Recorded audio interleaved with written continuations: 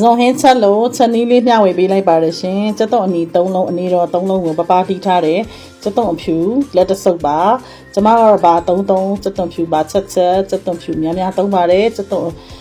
ဒီဂျင်းချက်တော့ဖြူကိုကျမများများသုံးပါတယ်ကျမဟင်းချက်တဲ့ထဲမှာချက်တော့ဖြူကြီးပဲတီးတန်သုံးရတယ်ဟင်းထဲမှာလည်းကျမချက်တော့ဖြူများများသုံးပါတယ်ကြိုက်နှစ်တန်ရင်သုံးပါနော်ကျမတို့ကြိုက်တယ်ချက်တော့ဖြူများများလေးနဲ့ချက်ရတာလေပို့ပြီးတော့ကြိုက်လို့ပါစားရတာလည်းပို့ပြီးတော့ taste ကလည်းပိုကောင်းလို့ပါစိတ်ပြီးသွားပါပြီကျွန်မစီတက်ပါမယ်သူ့ကိုအရင်ဆုံးချက်တုံးဖြူချက်တုံးနီကိုအရင်ဆုံးစီအိုးတွေကိုထည့်ပြီးတော့ကျွန်မတစ်ဖက်ကနေခရမ်းညင်လေး6လုံးခါတိုင်းချက်လို့ရှိရင်တော့ကျွန်မချက်တုံးနီ2လုံးချက်တုံးဖြူတဲ့တစ်စုံနဲ့ခရမ်းညင်လေး4လုံးတုံးပါတယ်ဒါပေမဲ့ဒီနေ့ပစုံအလေးချိန်ရနည်းနည်းလေးပို့တဲ့အတွက်ကိုကျွန်မခရမ်းညင်လေးနဲ့နည်းနည်းလေးပို့ယူလိုက်ပါတယ်အနှစ်ကလေးနည်းနည်းလေးပို့များသွားအောင်ပေါ့နော်အနှစ်များများကြိုက်တဲ့လူကတော့အလေးစိတ်ပစုံ400 gram ပေါ့နော်400 gram ဆိုရင်ကျွန်မအစိတ်သားလို့ပြောရင် TikTok ကစာရန်ကိုအစိတ်သားအစိတ်လို့ပြောရင်တို့ကpoison ဆိုပြီးတော့စာရန်ထိုးပေးနေလို့ပါတကယ်လို့မဟုတ်ပါဘူးအလေးချိန်ပြောတာကိုအလေးချိန်ကကျွန်မမြန်မာလေးချိန်အစိတ်သားgram လေးချိန်နဲ့ဆိုရင်400 gram ရှိပါတယ်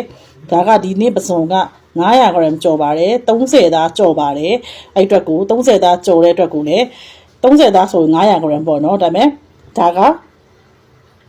ဖြစ်တဲ့အတွက်30သားကျော်တဲ့အတွက်ကို900 gram ပဲထားပါအဲ့ဒါကျွန်မခရမ်းညင်ဒီကိုနည်းနည်းလေးပို့တုံးထားပါတယ်စားအနေတော့အချုံမုတ်အနေတော့ထည့်ပြီးတော့အနှစ်ကိုကောင်းကောင်းကြနေအောင်လုံးပါတယ်အနှစ်လုံးတာအဓိကပါနော်အနှစ်ကောင်းကောင်းလေးလုံးပြီးမှမှုေးလာပြီးမှအနှစ်ကအစိမ်းနှံပျောက်တယ်ပျောက်ပြီးမှကောင်းကောင်းလေးတခြားထည့်ပြီးတော့မှပစုံကတစ်ဖက်ကနေခါတိုင်းဆိုရင်ကျွန်မချက်လို့ရှိရင်ဒီနေ့ကျွန်မအဲ့ဒီကမြန်မြန်ချက်ချင်တာနဲ့ပစုံကိုဒီတိုင်းပဲတိုင်တက်ပြီးတခြားဆေးပြီးတော့ရေစစ်ထားလိုက်တာ